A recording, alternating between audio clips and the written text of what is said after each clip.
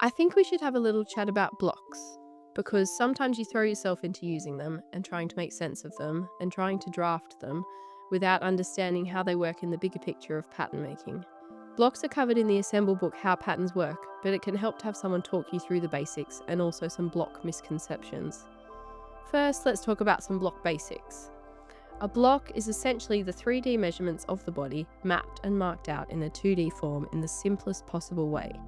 There are blocks for different parts of the body, such as a bodice block, a trouser block, or a skirt block. Think of these as the simplest way to cover the body in paper, as though it is a paper garment with the fewest darts, simplest seam lines, simplest neckline, simplest hem. Blocks are core templates that pattern makers use to make patterns. A block is not designed, it is a tool, a 2D mapping of the body without seam allowance or any design details.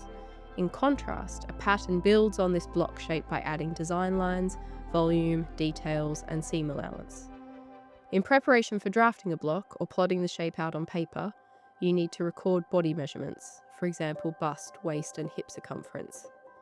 There are a number of misconceptions about blocks, or things that take a while to click about how flexible they can be.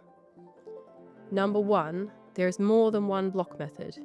When you first start using blocks in pattern making classes, it can feel as though you are thrown into the deep end.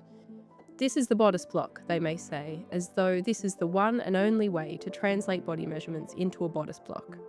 Maybe this is explained at the time and goes over your head as you try to grapple with the angle from centre front to the shoulder, but it can be easy to think you follow one method and that is your only option, as though this is the singular, flawless mathematical solution.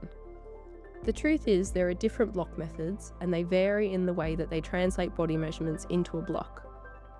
For example, if you made a bodice block from Helen Joseph Armstrong's Pattern Making for Fashion Design, a bodice block from Winifred Aldrich's book Metric Pattern Cutting for Women's Wear, or followed the draft from Fundamentals of Garment Design from Bunker Fashion College, then they will all result in slightly different shapes, even when drafted from the same body measurements. Things to know. Number 2, there are lots of blocks. This may seem obvious once you get into it a bit further, but you start off learning the bodice block, skirt block, and trouser block for women's wear, then maybe you need a matching sleeve or a full dress block. Then before you know it, if you branch out into menswear or kidswear, then they are going to have their own blocks too.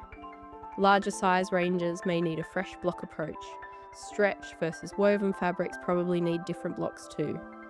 Do they need to be model size for catwalk pieces only, or a good starting size to grade for a direct-to-consumer label? Point number 3, they are a tool, so make them useful for you. At the beginning, you are drafting out blocks and get caught in lots of questions. Do you need seam allowance or not? Are you meant to include wearing ease? What hem height should they be? You get caught up in what is right and wrong instead of what works for you.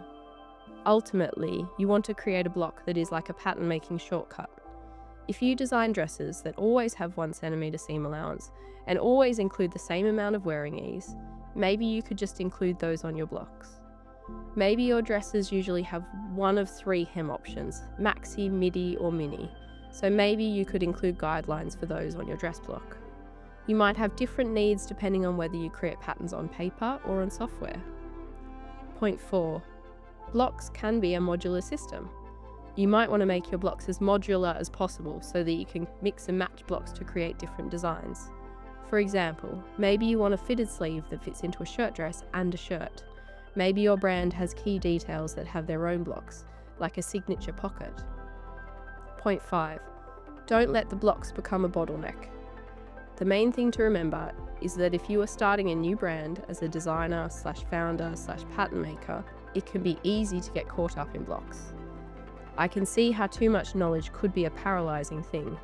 Agonizing over what measurements to use, what block method to use, trying to see into the future to see how things will fit together for maximum efficiency.